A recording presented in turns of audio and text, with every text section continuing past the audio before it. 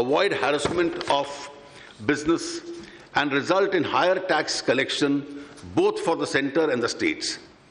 I assure all states that government will be more than fair in dealing with them. Tax administration. The sovereign right of the government to undertake retrospective legislation is unquestionable.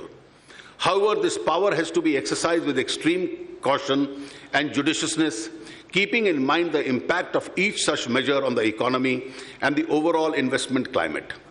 This government will not ordinarily bring any change retrospectively which creates a fresh liability.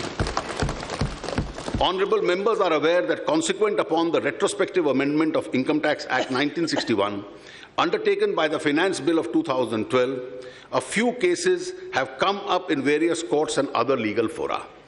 These cases are at different stage of pendency and will naturally reach their logical conclusion.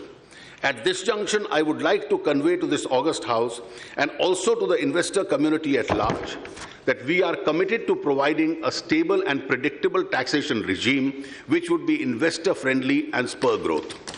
Keeping this in mind, we have decided that henceforth all cases arising out of the retrospective amendments of 2012 in respect of indirect transfers and coming to the notice of assessing officers will be scrutinized by a high-level committee to be constituted by the CBDT before any action is initiated in such cases. I hope the investor community, both within India and abroad, will repose confidence on our stated position and participate in India's growth story with renewed vigour. Tax demand of more than 4 lakh crores is under dispute and litigation before various courts and appellate authorities. This is one of the serious concerns of all taxpayers in the country.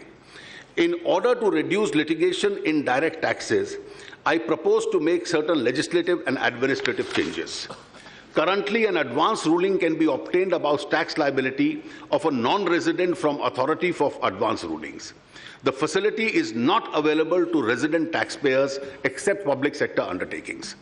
I propose to enable the resident taxpayers to obtain an advance ruling in respect of their income tax liability with a defined threshold. I also propose to strengthen the Authority for Advance Rulings by constituting additional benches. I further propose to enlarge the scope of Income Tax Settlement Commission so that taxpayers may approach the Commission for settlement of disputes.